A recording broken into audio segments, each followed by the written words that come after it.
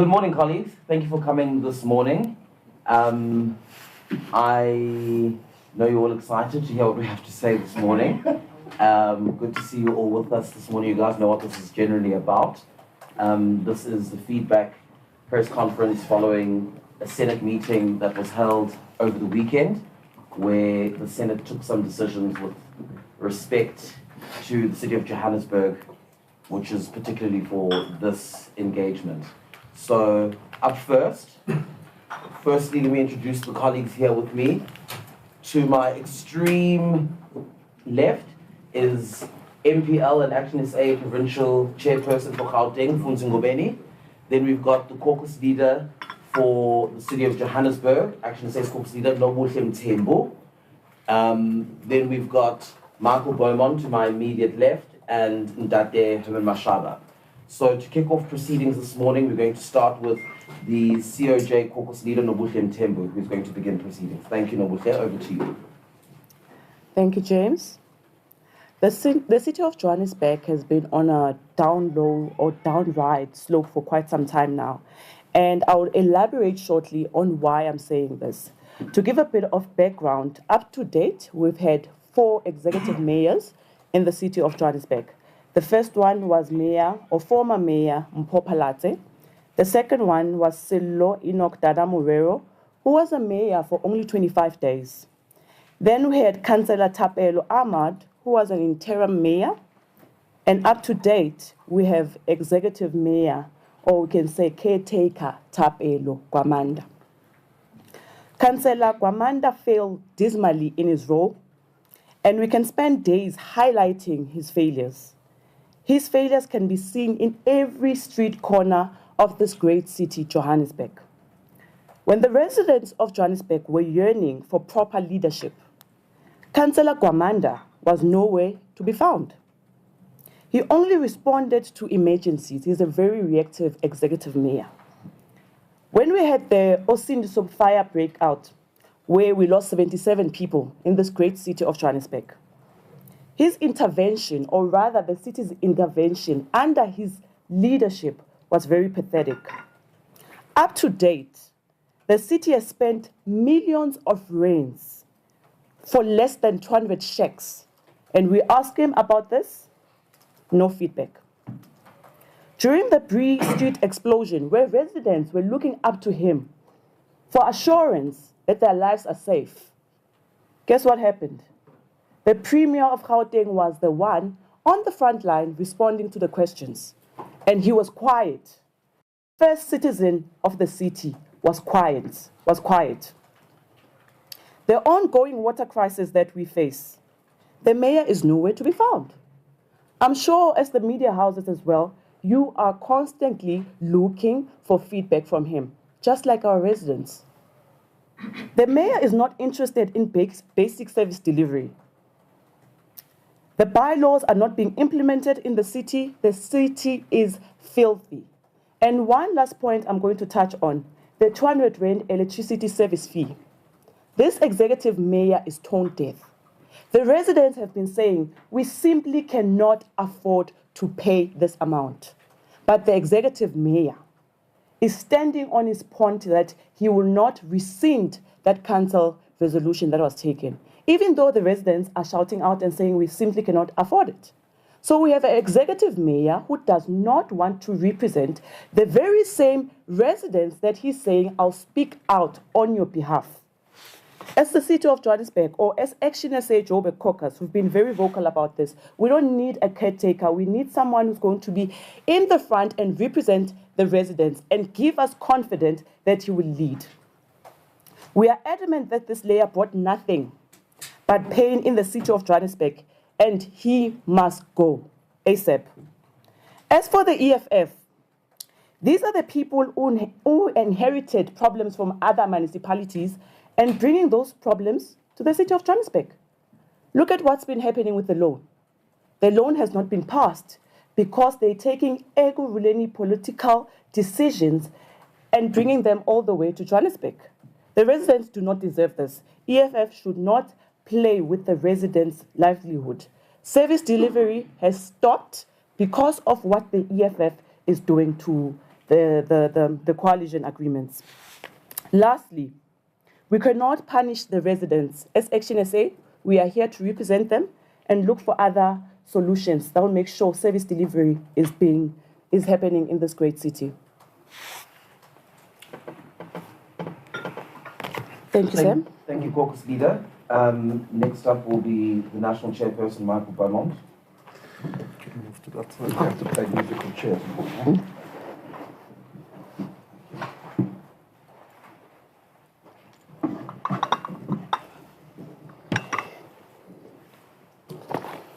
All right. Good morning, everyone. Thank you very much to members of the media who are here today to cover this important announcement, to Action SA members and supporters who are following these proceedings from all around the country with great interest, and I think particularly to the South African people and the residents of Johannesburg who have suffered greatly in local government and have engaged us frequently to ask what are we going to do about it. It is good to speak with all of you today. We announced as a party an election review in the immediate wake of the 2024 national and provincial elections, and this review has had us travelling the country and engaging with structures of our party. In some of those shorter distance engagements with our caucuses here in Gauteng, we have been engaged by our councillors who are deeply concerned about the declining condition of the metros in Gauteng, particularly in Ekurhuleni and Johannesburg, and are seized by the point of view that coalition dynamics in South Africa at present has Action SA sitting on the sidelines at a time in which people require us to be assisting them. Especially given when you consider the number of seats Action SA has in a place like Johannesburg, these seats need to be put to effective use, was the clear message that we received from our caucuses. And it was around this that there has been an engagement at our Senate to look at our positioning on the matter. In what I suppose can only be the wake of the engagements we held with the ANC nationally and provincially in response to the setting up of governments of grand coalition governments nationally and provincially, the ANC has approached Action SA and has sought to solicit our support in the city of Johannesburg. The Senate has met over the course of the weekend, and it is now my responsibility to convey to you what the outcome of the Senate resolution is, and it can be read as follows. Firstly, that Action SA will become a constructive opposition in the city of Johannesburg as a continuation of the position we have announced nationally in response to the grand coalition set up at that level. We will take up key positions in the legislature to empower our role as an opposition.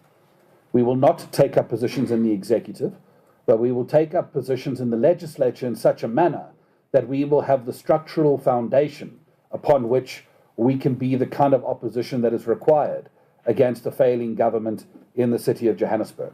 We will supply our 44 votes in Johannesburg Metro to the government on an issue-by-issue basis with the meritorious consideration of the issue at hand only. We will supply a series of motions over the next 2 years which will drive frontline service delivery issues, like, for example, around infrastructure renewal, which we see the effects of daily in Johannesburg, and programs like the inner city that were once hallmarks of the Herman Mashaba mayoralty at a time when Johannesburg was moving forward. Our support is similarly conditioned upon the removal of the Mayor Gwamanda, who, as the caucus leader has so eloquently put it, has let down the residents of the city most profoundly. It is also conditioned upon the reversal of the 200 Rand surcharge imposed by City Power on prepaid electricity users across our city, the heartless imposition of which has been responded very negatively to by the residents of Johannesburg, who all exist under economic pressures like everybody else in our country. And finally, the requirement that the issue of the speaker in the city of Tshwane be corrected. For all of your benefit, you will recall that the speaker in the city of Tshwane is from the ATM and part of an outside coalition than the governing one, precisely because there was an era of vote buying that took place a long time ago, and when an Action SA speaker was meant to be elected, a botched process in the voting by our partners in the Democratic Alliance caused the ATM speaker to be elected. The continuation of an ATM speaker in that arrangement continues to bring instability to that governing coalition, because effectively we have a Trojan horse in our government who has the ability to bring instability from within that position of speaker. Those are the conditions upon which we have predicated our support on an issue-by-issue basis for a governing coalition in Johannesburg. Now, as important as it is that I tell you what this arrangement is, it is equally important in the era of misinformation and political twistings of the truth that we convey what this arrangement is not. This arrangement is not a coalition agreement. Action SA is not entering the executive. We are not co-governing. We are not joining the government of local unity, as it has so amusingly been phrased. We have no coalition agreement with any of the parties in this place.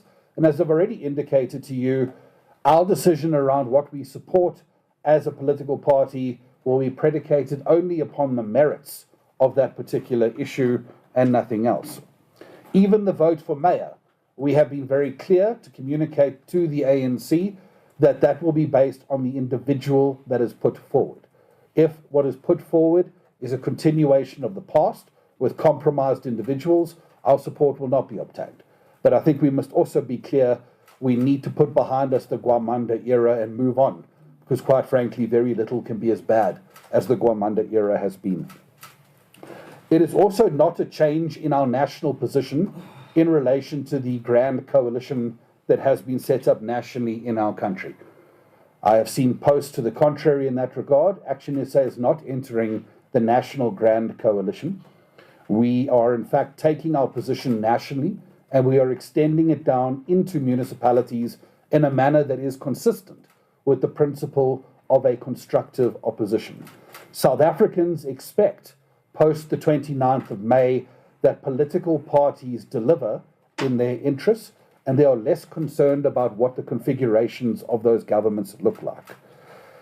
I think it is also accurate to say, because we must play fair and we must be clear, is that our position has had to change since the 29th of May. We've always been a political party that has been unequivocal on the question of not working with the ANC. And I think while we may hold the view that this is not a coalition arrangement and not a co-governance arrangement, we must also be clear. To say that we cannot work with another political party can no longer be the case after the 29th of May. We must work together with every political party, and the measurement of our work should only be whether that work is serving the interests of that municipality and its residents and how it is delivering as a return on investment. We cannot sit back as Action SA and allow a metro like Johannesburg to decline and decay the way it has, and sit on our hands, our 44 pairs of hands in Johannesburg, by clinging to a principle that we will not work with other political parties. Change takes place in the political environment, and if we aren't going to be dinosaurs, we too have to change and adapt to the changes happening in our political environment. We also, however, must say that we remain unequivocal in the fact that we remain a principled organization. We remain an organization that when you compare what we have said before and what we do now, we remain the most consistent of any political party in South Africa, certainly, and that has been proven time and time again, including in the establishment of this national grand coalition and Action SA's positioning there too. So I think with those remarks that characterize what took place at our Senate, I would like to ask our President to come up and deliver the keynote remarks. Thank you.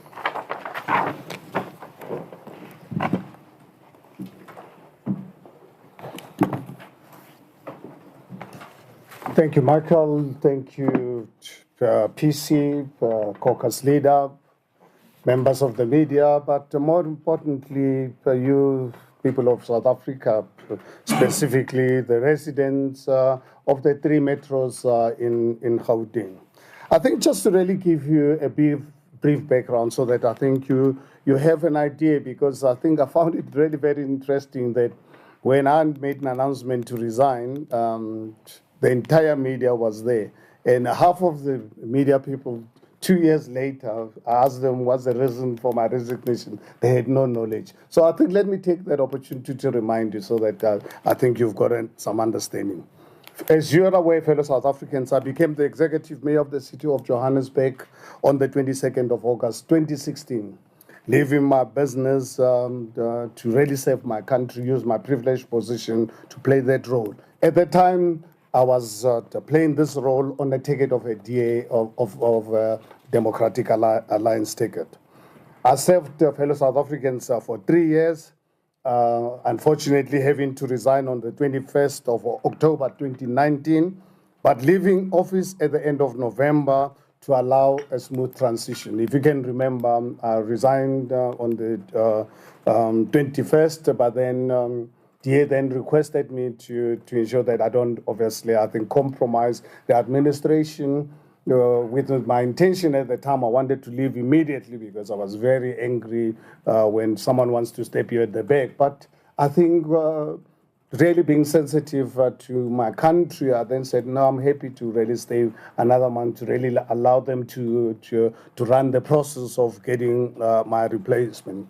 As you are aware, at the time, just to remind you, I was running a 7-way coalition government constructed by the DA leadership, not by me, because I wasn't on the DA leadership position at the time, with the EFF voting with us on an issue-by-issue basis.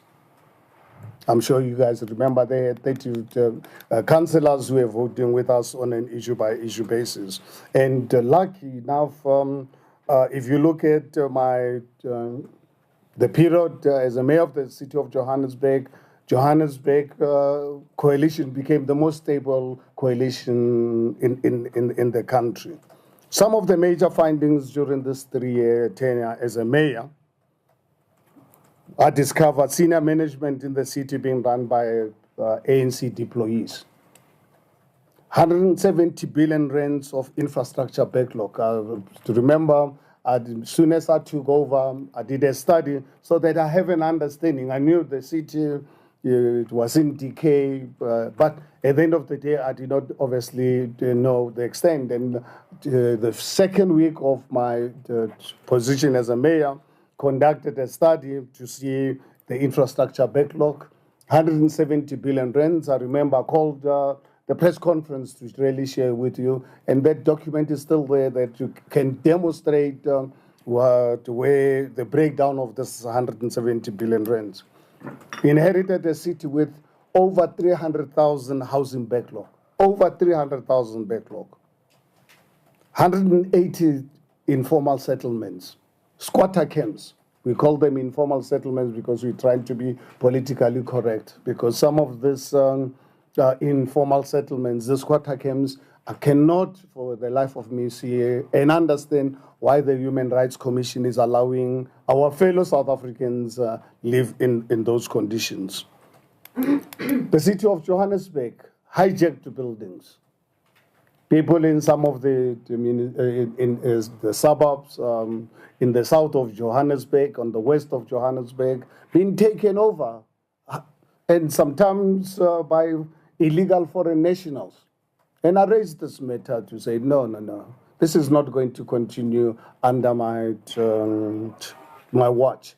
We will deal with this issue of hijacked buildings and take them back and allow the private sector to build affordable accommodation for people, create employment, and turn Johannesburg into a construction site. Remember, on the 1st of December 2016, during the days when I was bringing out an update to the residents of 100 days in office, I raised this issue of my commitment to turn the City of Johannesburg into a construction site.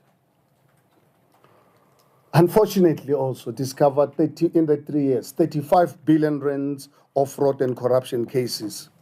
Uncovered in 3 years, 35 billion rands of fraud and corruption. Services in poor communities were almost non-existent. And that's really what obviously created conflict between the DA and I when I committed this government, my government at the time, to be a pro-poor government. And I was not it was not an issue that was negotiable to me. I committed that coalition government that I was running, that is going to really be a pro-poor the government. What are the intervention measures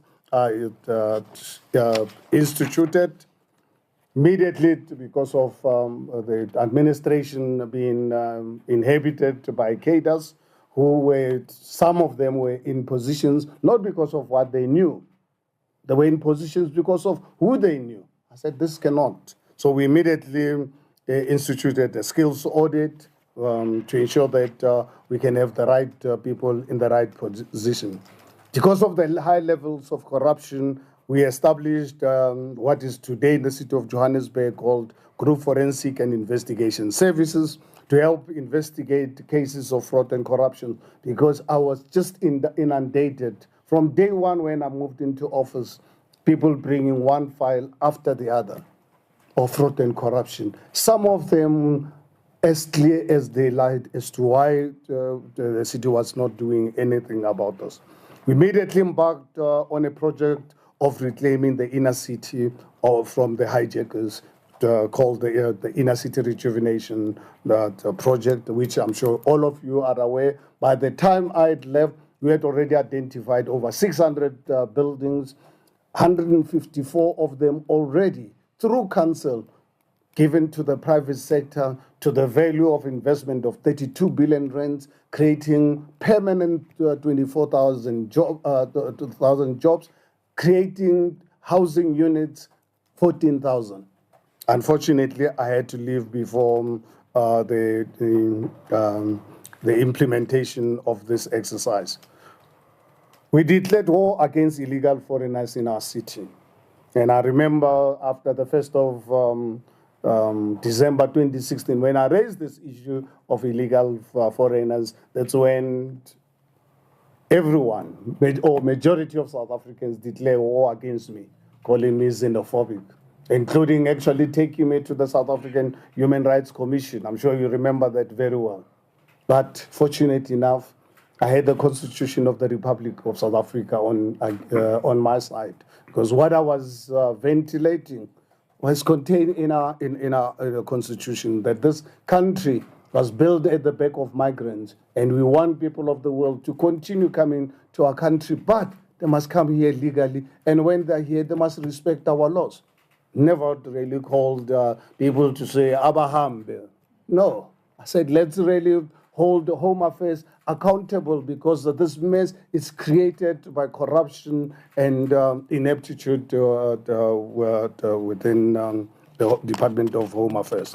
We embarked on a massive improvement of revenue collection in the city, so that the city can get more revenues to be able to provide services. And I'm sure you guys are aware, I made my report available. It is still available for you as members of the media. If you want that report of my closing when I left, to really see how revenue collection in the City of Johannesburg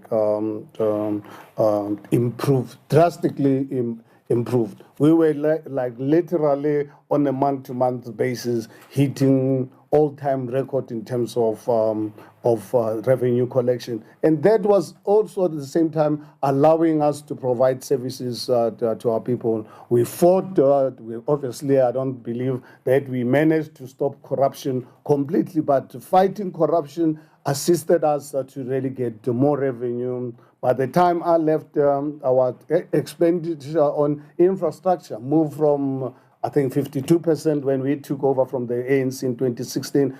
By the time I left, infrastructure in the City of Johannesburg was sitting at 71%. As I said earlier on, we committed and unapologetically my administration to a pro-poor agenda. And this didn't sit well with the DA, but I did not really care. I did not go into politics to serve special interests. I was in government to serve people of our country, particularly the poor and the vulnerable. And it's a position I will never give up on.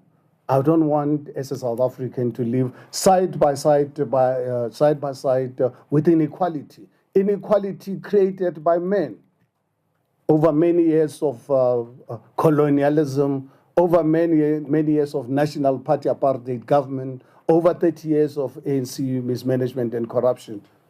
So our people are not poor because they want to be poor. They are poor today. Inequality in South Africa is the highest because men created this inequality. And for us to address this inequality, we need government intervention. We are not going to go to church to ask God to give us the wisdom to get to address the question of inequality. We need government intervention. Just to remind you, when I was the mayor, probably the first mayor or the only mayor where I fired 3 DA MMCs for fraud and corruption from my executive team without the support of the DA. Every time I wanted to fire someone, they would object and ask me to delay. And I would always say to them, please, colleagues, this is not a political party matter. I'm just saying, informing you, these people are going.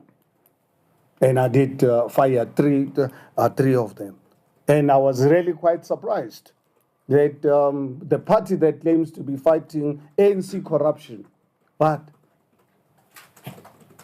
after I fired them without their permission, kept them as councillors. So you can imagine the contradiction. You can imagine as a mayor, I ran at the caucus, and because obviously I had no powers to fire councillors, they leave them as councillors. And this is the very same party that's fighting ANC corruption. So that obviously led to my resignation when obviously it came to my attention that they were planning to really have a motion of no confidence against me. And as I've indicated during my resignation speech, I'm not the kind of person to really be pushed around by anyone. If I move because I do it for the right reasons. So unfortunately, my relationship with the DAs soured almost immediately after taking office. I was accused of spending the residents' funds with people who don't pay their taxes and don't vote for the DA. They developed a campaign to position me as an EFF mayor. Some of you are aware, radio station, during the 2021 elections, they spent a fortune asking people residents not to vote for me because I'm an EFF mayor. Now you can imagine Herman Mashava, capitalist, being associated with the EFF. The reason why I was called the EFF, because I was determined and no one was going to stop me from providing services to poor communities. This is not an EFF resolve or the only thing that the EFF can do. Some of us are equally concerned, and we are going to do it, and there's a reason why we're doing this transaction right now. Against some of the utterances that we've made, we're living in a new era where we realize that we've got to really do something. Now, let's now deal with development since the 2021 local governments. Due to my experience with the ANC, I committed Action SA never to work with the ANC. I'm old enough where I lived 34 years of my life under an evil system of apartheid. So I grew up with majority or most of the people in the ANC as a businessman or as a student. So I knew them. That's why when I started engaging them about some of the things after the New South Africa to say, guys, this is unacceptable. But they continued until where we reached, some of us reached a stage to say, look, if you can't change them, then you can't really work with them. So I then obviously started, as I've indicated, working with the DA, including becoming their mayor. So basically what we've now to come to really accept as a fact, we live in a totally different world. Immediately after the 2024 elections, Senate had a 2-day strat session on the 3rd and the 4th of June, and I think we gave you a report back of that Senate meeting, where we committed to review and consult our structures.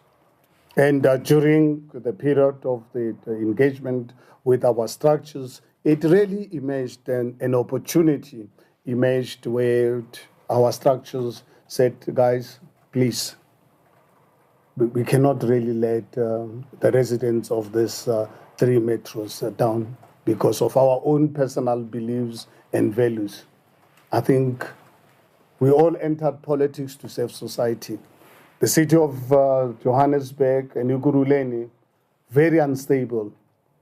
As a Section SA, we deserve to really get a speaker in Tshwane, and our partners was not really helping us in this regard. So we then took a decision that we will enter when ANC contacted us after obviously getting responses and reactions from our partner, our structures to engage the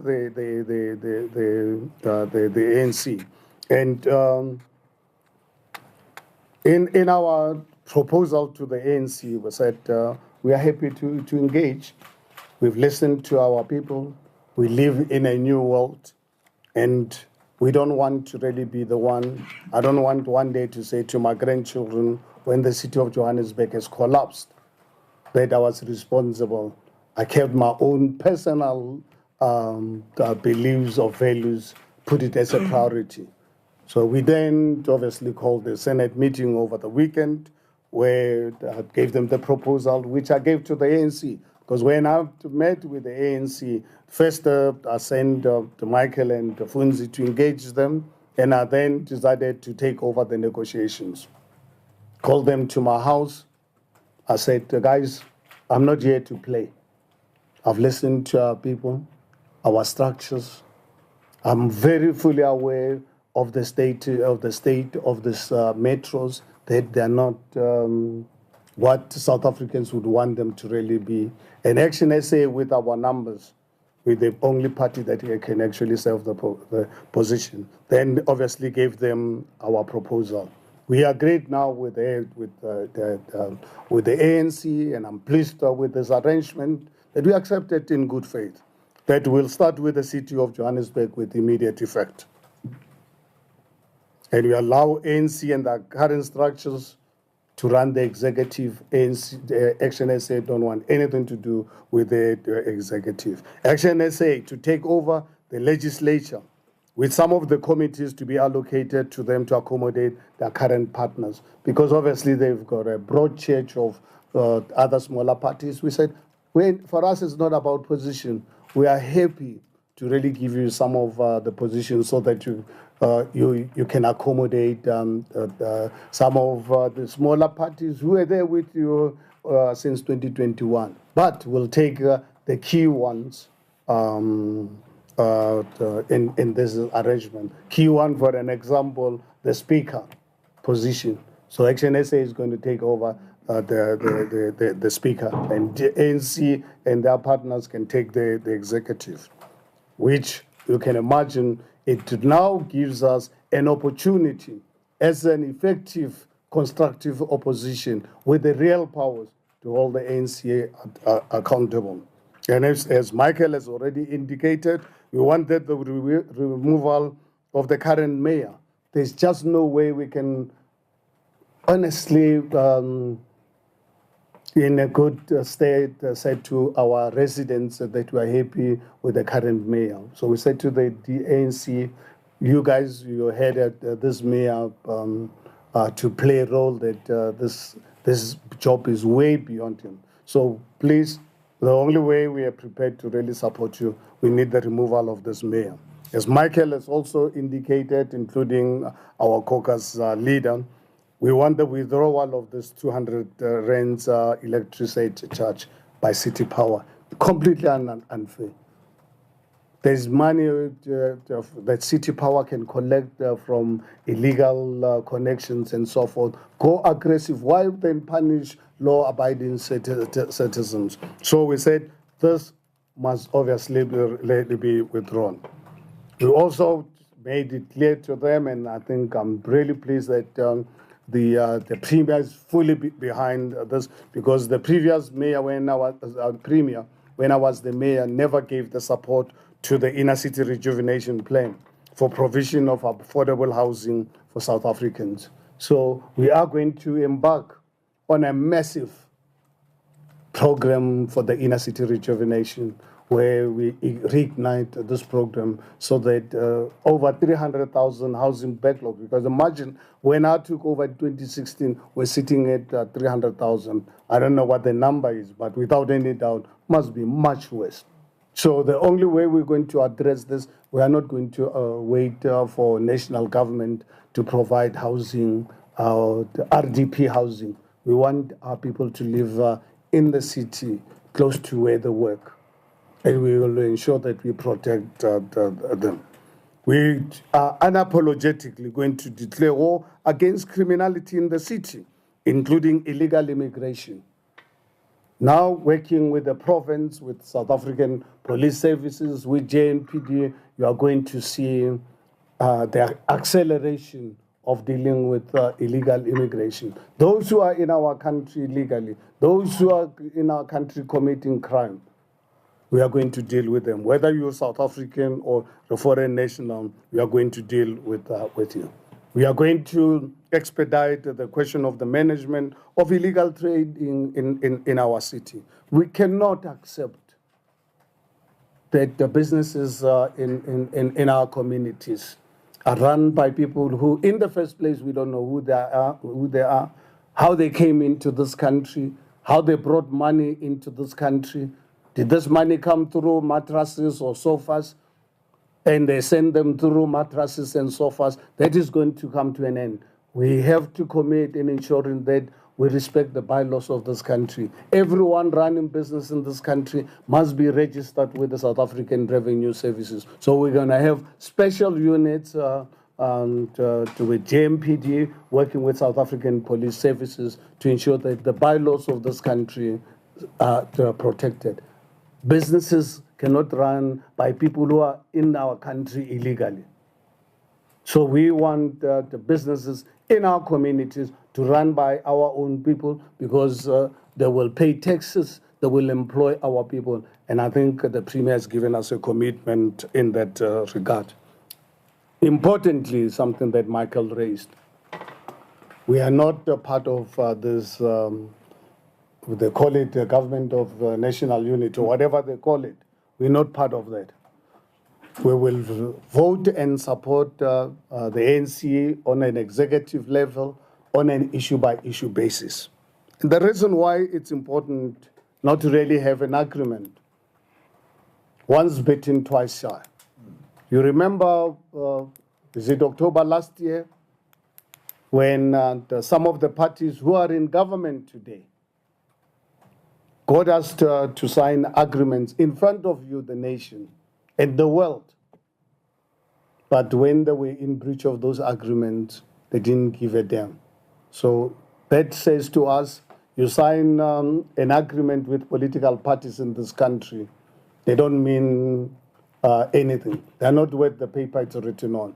So it must be about our values, what we stand for. So we said to the Premier and the Gauteng team and the ANC to say, we are not interested in having a formal agreement. You can take our word that we will support you as long as you accept that we will hold you accountable. You do something stupid, you must understand there will be consequences. But at the same time, this is not just a one-way stream. Because as a Section SA, we are not saying we are perfect. We're human beings. The people we are going to deploy in these positions, in the event they do anything stupid, please hold us accountable as well. So we don't need to really have an agreement. We will vote with you and support you on an issue-by-issue basis. As I indicated to you, that we've taken a decision to start with Johannesburg, put it, seal it, and to make it run. And within the next 2 weeks or so, we will then, ANC right now busy with their discussions on Ikuruleni, and hopefully, based on the negotiations with Ikuruleni, it'll follow the same principle as Michael and I have already outlined. And as when it relates to the city of Tshwane, the city of Tshwane, as you are aware, Action SA is supposed to have had a speaker, but our coalition partner let us down, sabotaged the voting process, where the votes were declared null and void by the IEC. We ended up with the one party holding that position. We tried through the courts. We've been waiting now, 18 months or so? And our partner is happy with this arrangement. So we then said to the ANC, you've got to remove that speaker. You've got to remove that speaker so that Action SA can take over that speaker so that we can hold you accountable. Because there are issues in Tshwane that we cannot really hide. And we're not going to hide as Action SA. To give you an example, we're not really pleased. Amaskral, where I was born and raised, used to drink water.